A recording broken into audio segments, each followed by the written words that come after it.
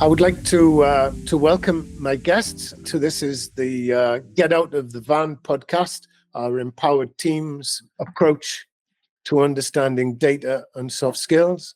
I would like to introduce Rosanne, Danielle, and Phil, who are going to give a little, very short overview of who they are before we kick off into the subject. Phil? Hi, hello everyone. So I'm Phil Yeoman. I'm my background very briefly. So I'm a former ministerial advisor and politician. I was the leader of a London borough for several years. My background in data, economics, managing large teams, transformational change. In the last sort of 5 to 10 years, I've been a chief data officer, and I've worked in financial organizations, including financial regulation. The last big job I'd say that I had was I was the chief data officer for a global pension investment and risk management business. But my main interest is that how does technology and people blend, and how often we get it wrong by looking at down the lens of technology rather than the lens of people. And I'm really looking forward to having a discussion today about what some of those challenges look like. Thank you, Phil. Danielle? Yeah, I'm the French side of the group, surrounded by nice UK fellows. I have a long career in a large consulting, training, coaching company, one of the leaders in Europe in really leadership side and then soft skills. You were speaking about technology and people, Phil, and I would start from my end with people first, in the sense that I like to say, which is one of my slogans, everything starts and ends with people. I've been doing this career as a partner, and I had this title of Chief Innovation Officer. So I've been always interested in sideways, how do we address training and coaching? Well, I think we have an interesting case to discuss today around this topic. Thank you, Danielle. Rosanne. Thank you, Toby. So my name is Rosanne Werner, and I'm the CEO of Accelerate IQ. We specialize in data and AI mindset and culture. So my background has been a chartered accountant in my previous life, following from Deloitte, and doing finance transformations through pharmaceuticals, oil and gas, mining companies. And I've also been doing finance transformations at Coca-Cola, which I then switched to data and AI transformation based on the people transformation side of things. So helping technical teams on engaging business teams on why they need to use data and analytical tools, but then also helping the teams, business teams, upskill in terms of data and AI literacy. But it's really turning those concepts into real actions and behaviors on using data decision making. So it's real people first approach. Thank you very much. You guys are all amazing. For my sins, I'm the skipper of the product Sunk, and I'm the skipper of today's of the team that built the product Sunk, and I'm also the skipper of today's podcast. I suppose what I want to do is set the context, all right, and say the context that I think there's three parts to the context of what we're going to talk. I think, and I'm throwing it out there, all right, that there's a gap between learning and real world performance. And I think that's something that's been historic. It's not just present there. People go on training courses and they're like holidays, and there isn't a real return on learning or a return on investment or an impact between when people do training and what actually happens to the business. And I think in that way also, what Gallup has really articulated over many years is that there's a gap in the level of engagement and distrust within organizations between the senior part of the organizations and the general population of an organization. And that gap, that disengagement, has been historically enormous. So here we are living in probably one of the most disruptive periods of time in history, with advances in technologies that are sci-fi, for all intents and purposes, where people are emotionally very scared, very frightened, that this is not often articulated, coming on the back of lockdown and COVID, and now into, almost where geopolitics is on your front door, for many organizations, for many people. And yet there's a real need for a people-first strategy that allows organizations to be able to adapt and to take on board new ways of learning, not just for competitive advantage, but to survive as well. And I think to a certain degree that you three guys sit right at the spearhead of helping organizations deal and confront those issues. And embedded within that is also from the technology side is the role of data. All right. And I know once I get you guys started on talking about data and what it actually means in the organization, that's going to be an important point. And the third aspect to this is advances in the training solutions that exist out there, and particularly from our point of view, which are immersive teamwork training solutions, which are de rigueur in the military, in health education and aviation, but are now just becoming, if you want, to be fashionable within the business world that we know. So I thought there would be a kickoff, right, to say, and one of you guys can pick it over, why is there such a low level of trust and a gap between leadership side of an organization and, for want of a better word, the employees or the people? I think in some ways, because technology is moving so quickly, sometimes I feel the leadership teams are figuring it out as they go. And sometimes the disconnect can be seen as putting controls on innovation, or the fear of the unknown, or insecurities due to lack of knowledge or experience. But it's really involving the employees in terms of the full bigger picture about what the organization is trying to achieve in this space. And I think leaderships have a big role to play in terms of making the people feel heard on this journey as they're figuring it out. I think from my experience, I think what's interesting at the moment is that lack of distrust. There's a lack of trust. I think it goes both ways, and I think there is and fear plays a huge part in this. And one of the things that I've noticed with a lot of the boards that I've worked with and I've sat on over the last kind of 5 years, when we've got all this technology and this innovation that's coming through, is the massive amount of fear that those executives have. The world that they knew is rapidly changing. The world that they led, the world that they changed, is changing, and they're fearful of keeping up with that pace of change. Often, when I was speaking to people, I'd look at a transformation strategy if it was using technology, and a lot of I'll patronising refer to them as the youngsters within the organisations. Often, they would intuitively get a lot of the change. Often they'd know more about this stuff than anybody else in the organisation. It wasn't new to them. They were quite used to adapting and using the tech.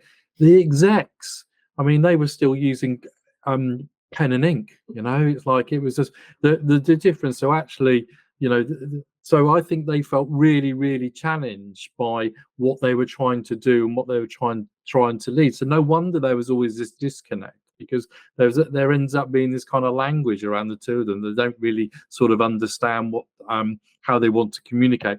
You can't communicate change to people if you're fearful of it. You don't really understand it yourself, and I think that's then picked up on by the rest of the organisation. I mean, I would be asked to be doing kind of 5-year strategies and all that, and I'd be like, in 2 years, the technology we're using at the moment is going to be changed. It's not about the technology strategy. It's about having people within your organisation able and robust enough to adapt to changes that's coming through, not trying to second guess what the technology is going to look like in 5 years' time. Yeah, first of all, I think it's interesting that you start our conversation with trust story, because I think trust is a cornerstone of many things. Maybe some of us are familiar with this Lencioni tale about the 5 dysfunctioning of a team that starts with, indeed, a team dysfunctions when there is absence of trust. That's step 1. Step 2, because we don't have trust, then there is a fear of conflict, a fear of giving feedback to each other. If there is no fear, if there is no feedback, there is a lack of commitment later on. The 4th level will be then avoidance of accountability, leading in the end to inattention to results. I think so. That's an interesting starting point to look at.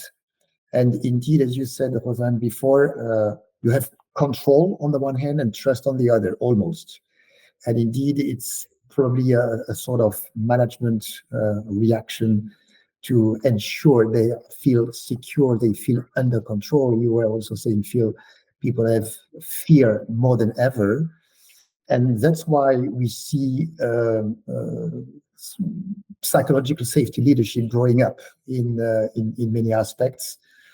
So basically, how do you make sure trust exists? I think it comes by first coming from the leaders. You need to give evidences day by day by day by day. You need to really make sure that people can read trust in the way you act. That's one thing.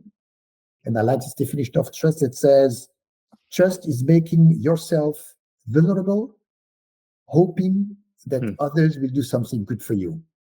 And I think that's also an interesting, just to finish with a last anecdote that comes to my mind. I was used to doing some programs, some experiential learning by tree climbing. So one guy was on the tree, the other one was, the hanger securing.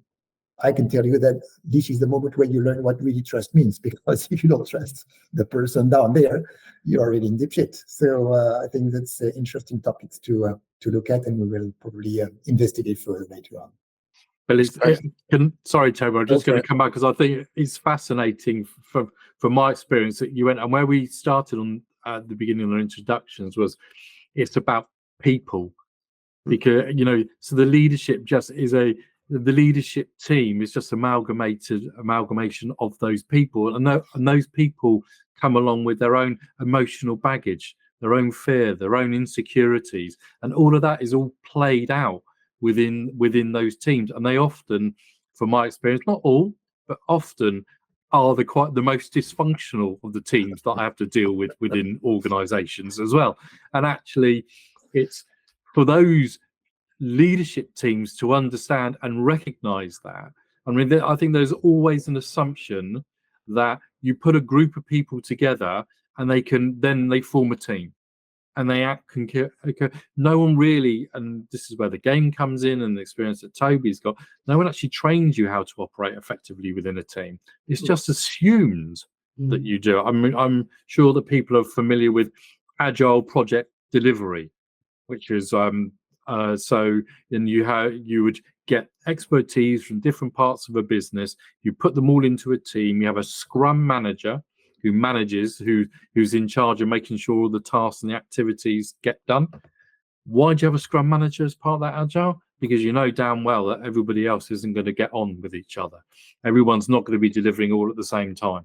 So actually what happens is you end up, because they can't operate effectively as a team, no one's really ever spent time to train them in how are you performatively going to operate as a team within a business.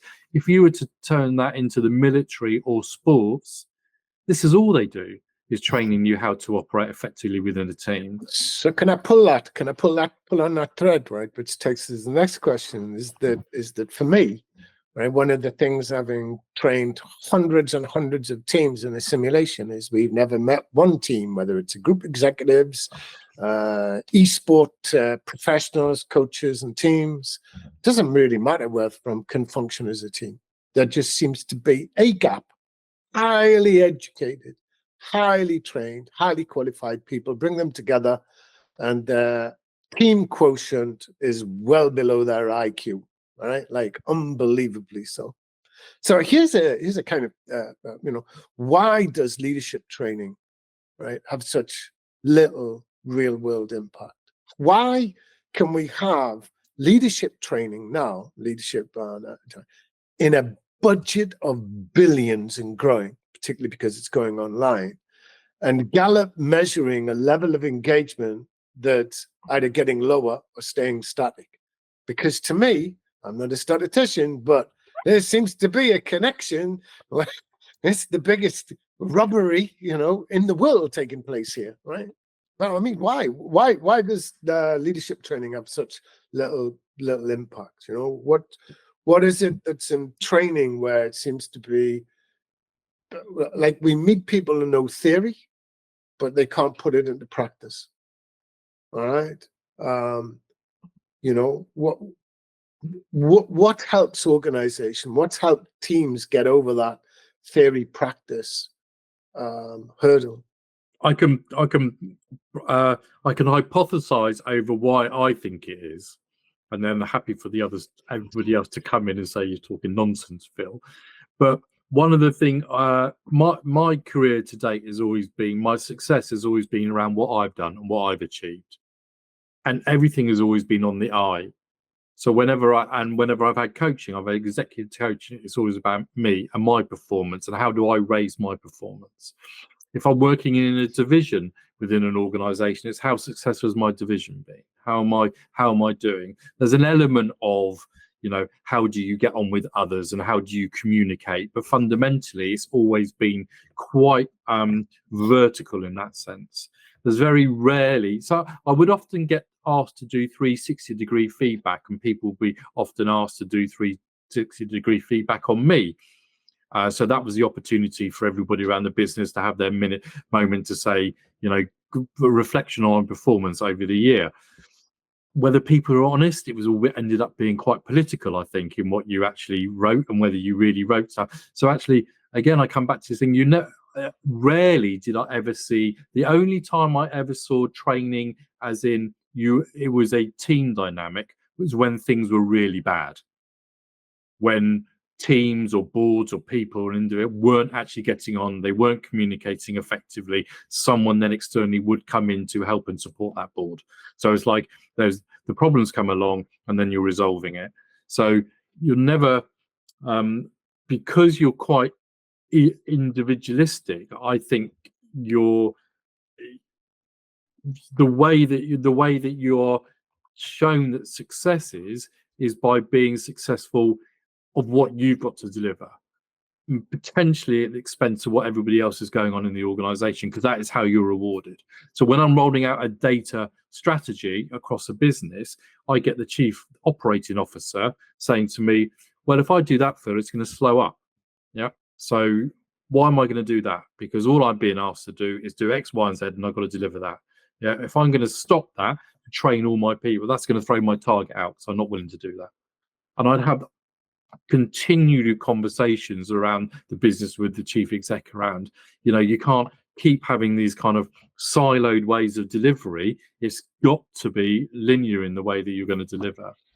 Yeah, and I think, Phil, hearing you, my angle to look at the question would be more, first of all, I think when we speak about leadership, we speak about behaviors. And changing behaviors, changing mindsets is the hardest you can have because it does not come in one day, and the learning process, indeed, as you rightfully say, Toby, it's not about knowing what to do. It's demonstrating what you've understood, and then you live in the perception of others.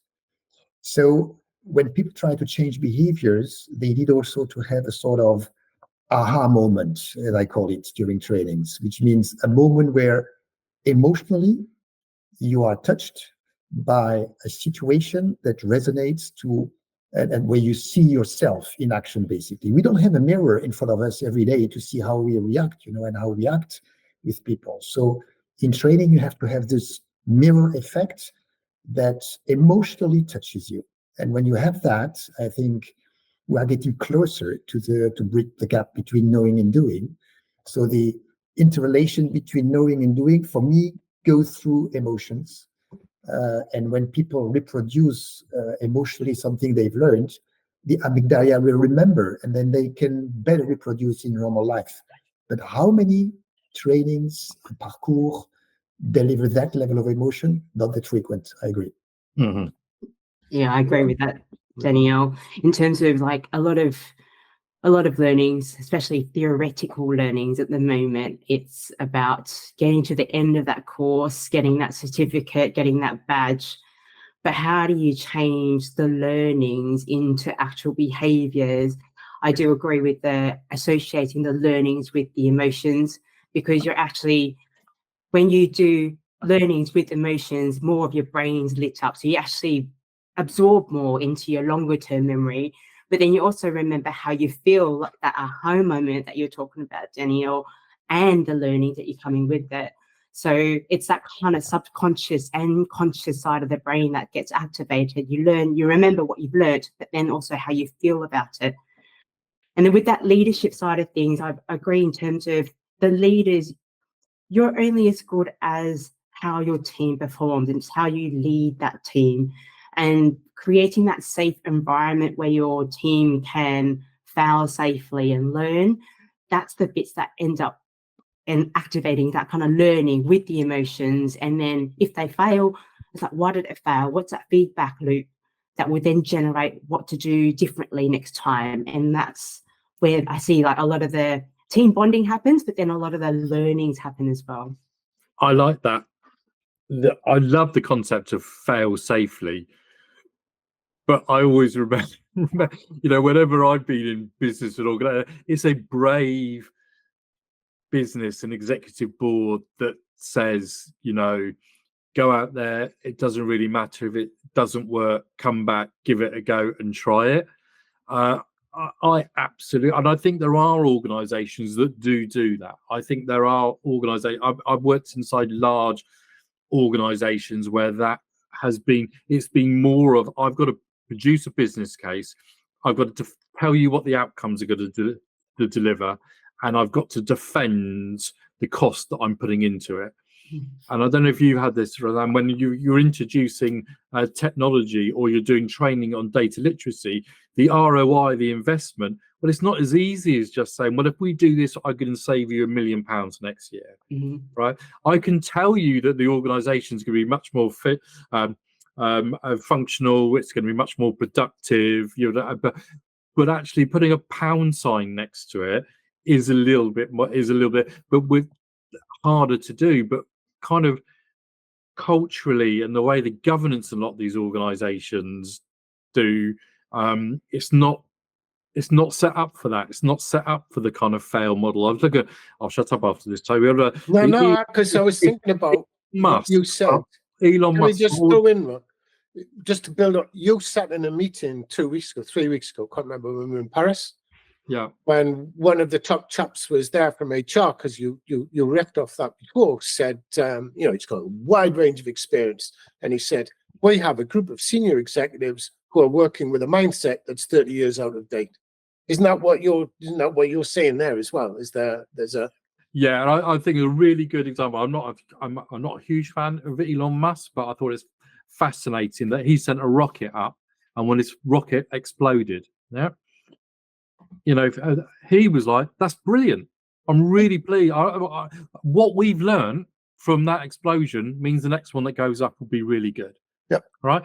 Can you imagine, you know, that in organizations like, you know, I've rolled out this new software package, hasn't worked very well. Actually, we slowed stuff up, but we've learned loads. So it's great. So the next one will be even better. I would be, you know, yeah, I agree. Called out to the board to explain myself. So it's the cultural. I believe like the cultural shift that you have to go through to enable this is, and that journey that the decision makers have to go on is, I think, is what, from my experience, holds a lot of them back. And it comes back to that kind of fear of that. The world, the knowing exactly what the outcome is going to be is not something that you have, right? And it's not, you can ask for as much analytics as you want, you can ask for as much research as you want, but you're never going to come back in this day and age with that. Yes, I can tell you definitively, this is what the world's going to look like. I think there's a failure in pedagogy. I think the pedagogy that we have particularly for the business world, is a pedagogy based on school and on passing exams, right? Where failure is a mark of poor performance, and passing exams and getting high marks is a measure of high performance. And so that you've got this ingrained as a culture within the world of business. But actually in engineering, right, or in sport, right, which is competence driven, it's skill based, then it's failure driven, prototype driven, right? And that type of pedagogy, which is prototype driven, and if you're an athlete, if you're an archer, for example, 99.9% of your time is spent missing. It's just, you know, can you imagine that in business? 99% of the time that I spend training, well, I miss, right? Or if I'm working as a sprint, as a sprinter or a cyclist, you know, you are permanently pushing yourself to fail. Learn from that failure, create a skills gap, and moving forward. And here, the business world has moved from knowledge-based, or an education system that's based on school, which is nearly 150 years old as a pedagogy, all right? And we're still equipped like that. Only the world's changed. And so we've got leaders saying all of these words. Yeah, you know, like the one is fail, but be careful. Now, in the world of psychology, that's called doublespeak, right? That's guaranteed to make you mad. And all corporate speak, to a large extent, is like that. We want everybody to go out there to it, but also we want you to be careful. Well, which message do you think lands first? I tell you, it's the last bit. Why? Because if you're not careful, you're gone. All right. I remember being with Danielle on a call. Well, I'm trying to anonymize it, but a whole load of very senior top coaches. I mean, like seriously senior people in France, right? And I remember me and Danielle coming off the call in shock. They loved the game. There was parts of the game. It was all great, etc. But there's no way that these guys are going to put it forward to the people that they're working with or work with themselves, because it would embarrass people into failing. And they're coaches. So I'm like, you know, how does that work? I think there's, perhaps, I don't know, I guess field, but the minute you enter the game, the minute you enter the simulation, you don't have a choice but to adopt the new pedagogy, or you run away. Yeah. I was That's what get out the van means. Yeah, exactly. It was interesting that we did an event with Westminster City Council where we had, I think there were 80 people in the room and split into several teams of 5 people on a team. And it was really interesting to see firsthand the different dynamics of the team playing the game. And I really liked the teams that didn't really know each other as well, that were kind of thrown together. And the people that were, you know, you could tell the people that were from the marketing department and their go at the game compared to the people that were from the finance department and their play of the game. And it was very different. And it's absolutely fascinating that those personality types and characteristics kind of play out within those teams. And you would see people that would sat around, and you'd have extroverts and introverts all sat there within, you know, you're talking 10-15 minutes totally immersed into this and having those conversations. Something that you would not get if you did e-learning or whatever that, you know, you'd have on, or even really that you get when I've done things in kind of workshops, because it's you're kind of trying to force that environment into it. You very quickly naturally adopt that mind frame, and that's it. And then it's and then with a coach over the top, with someone feeding that back to you. The get out the van, for those that aren't familiar with the game, you should get out there and download it off the Microsoft Store. You're in the back of the van, and you've got to work out what you're going to go and do next. And you're a team of people. You've got no idea what you're there for, what your objective is. You've got a load of documents in front of you, and you're sat there. Do you get out of the van straight away and have a run around to see what the world looks like outside your van, or do you sit in your van and analyze everything to the nth degree and then decide when you feel it's right to get out of the van? And that's why we named the kind of the title of the podcast, the get out of the van. It's interesting how many people I know the boards that I've worked with, they will want to analyze it to death before they made a decision.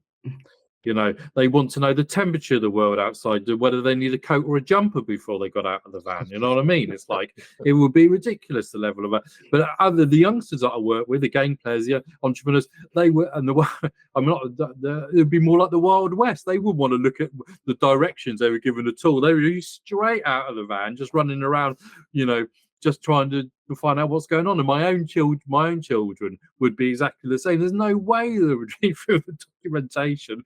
They'd be straight out the back of the van. So, I make a sort of a joke out of it, but it's a realistic point. We all sort of, we all react in different ways. And knowing that within a team and knowing that as a person is really powerful when you're reflecting, even though it's just playing a game per se. There's a lot of that then overlaps into the world of work and your own personal lives. We saw that at the Big Data London, Toby, didn't we? That team that came and played, and within their first 5 minutes, they failed like 3 times. Yeah. And it was that kind of abruptness to go, why do we fail? How do we get back into it again to find out what we do differently next time? Or actually, we got to talk to each other. Yeah. How do we share things with each other? So I think it's exactly what you said, Phil, in terms of having that gamification activates these aspects that would normally be quite hard to activate in an e-learning, because you're driving that emotion on, okay, the failing safely. Okay, how do we learn from this? Exactly. And I like your ability then to reflect that back to any other team's work environment, so straight away if it's a data literacy challenge or a data challenge or an AI, it's all relevant, because it's the skills that you're learning as you go through. Do you know what I mean? It's like you're then having those conversations. And I like the thing about the emotions, because I haven't really resonated with that before, but I think my career was all about, don't show emotions in the workplace, unless it was anger, of course, but you're allowed that one every now and again. But otherwise, you're really kind of quite, I don't know whether that is just a sort of an Anglo-Saxon thing. I don't know what that is, but a very British thing that, you don't really, you have your home life and then you have your work head. It was the way it was always described. So you're not allowed to kind of show that you're having a bad day or anything like that, because you've got to be this very kind of professional robot in the workplace. Doing the game, you can't do that. Immediately takes you out of that kind of that feeling. You're immediately in that comfort zone. I think that's why a lot of people scurry off and get worry. I think sometimes when they're in there, because they're challenged straight away from that. I think it's also great that you mentioned about the different personas of different teams, what a marketing team would do versus a finance person versus a supply chain team. But it's also celebrating these different personas and how they work in a team, and then probably also the celebration of the value as cross-functional engagements, where you have different personas of the different functions coming together and the different perspectives that you get in some of those engagements. No, exactly. And I think also the idea that, which I'm also passionate about, that there is no reason why, if you're in, I don't know why we're picking on the finance team, but we'll pick on the finance team now, why you can't be creative in a finance. There's the marketing folk are the creative ones, right? And then the finance team, no, hang on a minute, you know nothing about the people in the finance team. There might be someone who's hugely creative and love the opportunities to go and do that and solve problems. Or, we miss out so much on the diversity of talent within organizations, because we tend to, just because I've got a job, title that says this is what I do doesn't define me for the rest of my life, or more my outside of my interests or my creativity or my leadership or whatever it may well be. But I think we culturally tend to then put people into those kind of pigeonholes. And I think, again, that's what's changing in organizations, because not least because AI will change that experience. So AI will allow you to do a lot more of those kind of routine sort of jobs that you can get on. The chronology of that is then you're going to need creativity on top of that. So this is really exciting. How do I use it? How do I solve problems? So you're building up into really the question, like, how does power skills and data fluency come together? Yeah, totally. Because and the more and more I see, and I don't know whether others agree, the more I see the direction of travel in technology is what I call you're going to be able to most data problems you're going to be able to pretty much solve using a combination of a very easy to use software package and AI. You can even probably do it now, even vast analytics. You can get Power BI, you can drag and drop, and you can do it, and it can do the computation activity for you behind the scenes. The real value nowadays is being creative and being able to ask questions around what does the data actually tell me? What do I do with it? What do I do with this information now? And that's throughout an organization now. It's like, so it's great. You can solve those technical problems. It's actually, what are you going to do with that now? You've got that halcyon day when you can trust all the data. You've got every bit of data across the organization. You've got it all at your fingertips like that. What are you going to do now? What is it going to tell you? How are you going to use it? And if I try to connect the dots within the scope of the question you raised, Toby, because I think there are relationships between change, creativity, learning by mistakes. We're speaking about the same language somehow, because in the end of the day, and that's what I think is interesting in the conversation we had with this future learning group, is to say, if we want to practice power skills, we need to create a safe learning environment, because we discussed just before, psychological safety is vital for the learning process. And at the same time, I like those generative complementarities, by the way, because I think the beauty is often in those combinations.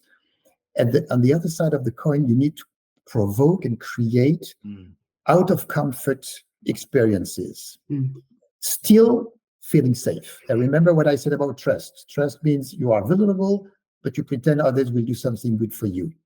So the out of comfort we are talking about is often brought in the matrix where we discuss about, are you conscious or unconscious, are you competent and non-competent?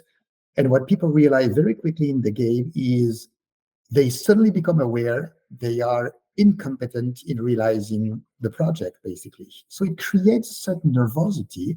It creates indeed a sort of negative emotion, which is not too bad in the sense that it brings you out of this comfort zone, still ensuring we are providing benevolence in the way people have relationship towards mistake, because otherwise we would block the process of learning. I love this. Maybe some of you know this guy called Vygotsky. He was defining what he called the zone of proximal development, ZPD, zone of proximal development, meaning I see the gap. You were mentioning gap before, Toby, but the mistakes show you where there is a gap between what you do and what you expect to be doing. And you need to understand that gap. That's why simulations are nowadays so powerful in learning, because you just test it for free still. Why the heck are pilots, doctors doing it for the learning process? Because those are heavily loaded emotions in what they do. So power skills has to do with the same. If tomorrow we want people to be, Mercer was issuing a survey recently, 2024, top skill number 1 in the future, resourcefulness, they called it. Exactly. Which means initiative, daring, and how can you take initiatives if you cannot accept mistakes for yourself and for others? So those are the kind of contribution we bring also to that game, a different relationship to mistakes, hence being able to fail forward.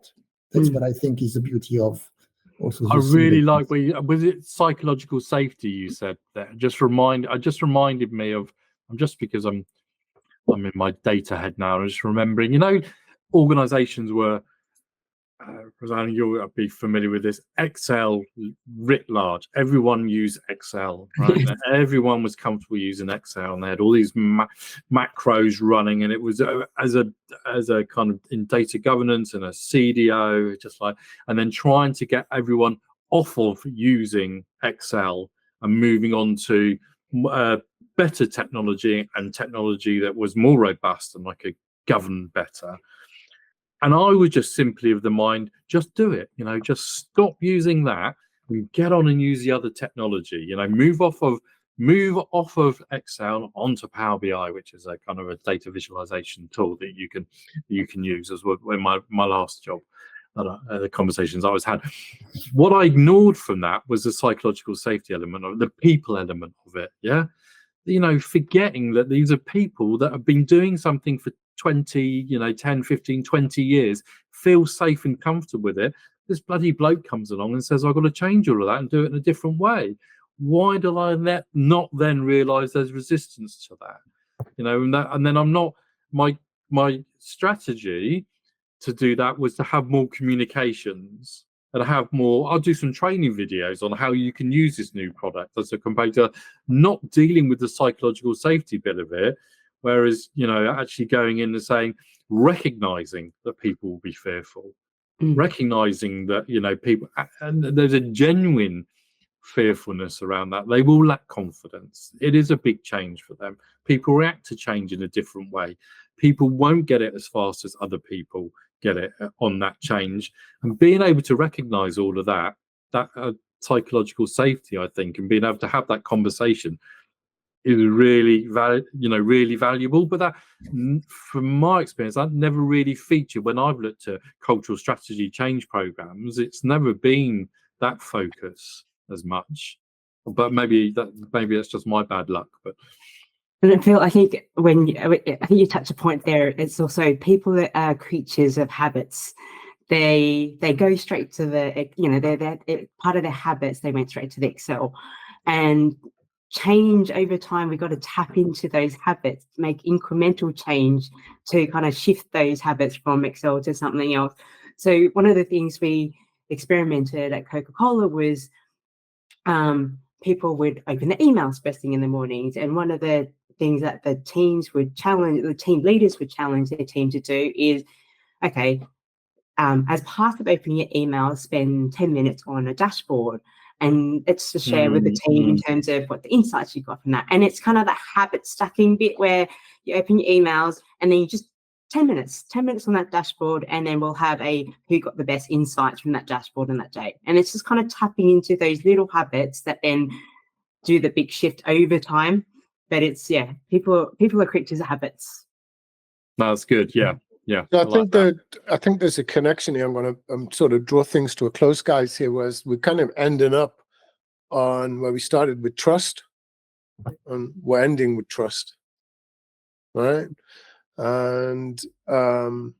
And I think there's a skills gap that's been identified, and particularly because we're using an immersive simulation. If every team that uses the immersive simulation is not able to demonstrate team behaviors, and as Phil was talking about, it's vertically orientated, so orientated around I, in order to survive the disruption that's coming, but is present, is present, and you're living through, and it's going to get worse in just about every aspect that you can imagine, then being able to move from intellect to doing, I think also requires the senior leadership teams to be able to demonstrate, literally as Rosanne and Dan were talking, in their behavior, all right? Not just talk it, but walk the talk, as we're talking about before. That's just to bounce back on what you were just saying, Toby. One example comes to my mind when often indeed I hear companies saying we would like people to dare more initiatives, and then every time my question is, if you do so, do you accept people do mistakes? Yeah. And then the question is often, yeah, we do. And then my second question is, hey, and you as the boss, do you yourself admit your own mistakes from time to time? I'm not saying this is your mantra that you should do every day, every meeting, guys, guess what? I did another one, that's not the point. But at least if you do not show by yourself that sometimes you use those strong words, I did a mistake, who will dare to do so? Because the assumption is still, you might not be perfect, but I am. And that's counterproductive because that's toxic to people. They still would not then feel, safe, again, coming back to that initial question, to deliver the best of themselves.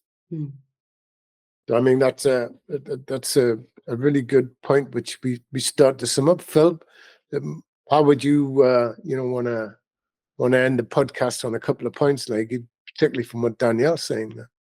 Well, I love that point, but I was going to make a different one. One of the things that struck me was there's a lot of talk at the moment around innovation, and we're all obsessed with AI. Everyone's obsessed with kind of AI at the moment. No one's talking about the innovation in how we train. No one's talking about the innovation and how we work together. No one's talking about the innovation around how we get the right mindset, the ability to trust each other, to show up and be vulnerable in the workplace. Where is the innovation around the thinking of that? I think that's the gap that we're coming in to sort of look to fill, because every time I hear it talked about, and that's a good thing that we're having these conversations, there's much more about the feeling of showing up, being yourself, being more vulnerable in the workplace. But we've got to train for that. You can't just suddenly, there's got to be a way that we approach that. And I think, Danielle, that was kind of what you were alluding to as well. I want to see the innovation in that world as well as the technology world, innovation in the people world. I quite like Danielle's point about the whole psychological safety. I think it's the whole mirror behaviors in terms of when people see their leaders fail forwards and then go, look, this is what I've learned.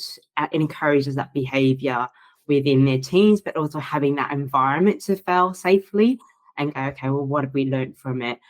I really quite like also the points that Phil, we were talking about, that kind of cross-functional, cross-perspective, kind of really celebrating how different personas are and what can we learn from that as well.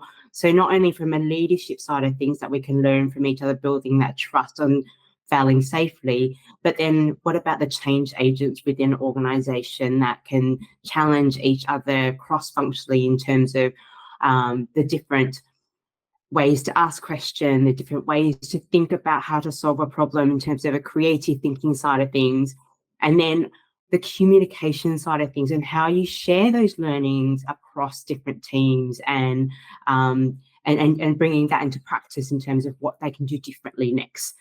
So they're my key points.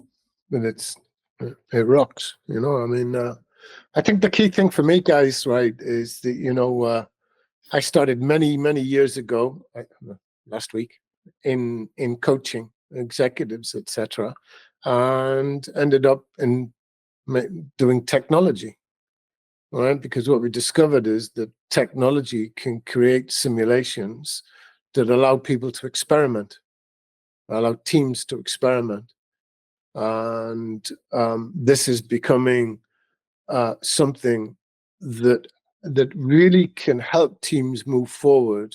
And Danielle knows this very well. In as little as 4 sessions, that's what we know. In as little as 4 sessions, you can transfer of skill, and you can get people begin to see the horizontal needs of how people work together, rather than just the vertical fault lines that exist in senior management versus junior management, and so on and so forth. I think that there is a climate that we exist in that is absolute desirous of change, but it has sort of great big balls and chains around our legs, both individually and organizationally, stopping us going there. And I think, as Danielle, and those chains are emotional, right? And those emotional chain, it's like in the military, you tried to seek the high ground to control the low ground, right? Generally, that's it. Here, organizations need to, I think, and I may be wrong on this, achieve the emotional high ground. And that emotional high ground is creativity, is taking risks, is developing those things. And it comes from teamwork, and it comes from senior leadership. But it also, I think, it comes down to a change in pedagogy, and that change in pedagogy is one from intellect to action. And for a very long time, people who are action orientated in terms of behavior have been seen as inferior to those with a high intellect. Here, we've really raised these people up to be gods. Language, numbers, are the key area here. Here, it's doing stuff. It can be in a world of art, it can be in a world of creativity. But here, more and more, I think business is being defined by its ability to implement creative solutions in organizations. I'm not sure if I did justice to all the things, the wise words that you guys brought to that, but on behalf of Rosanne, Danielle, and Phil, I'd like to say thank you very much for listening to this.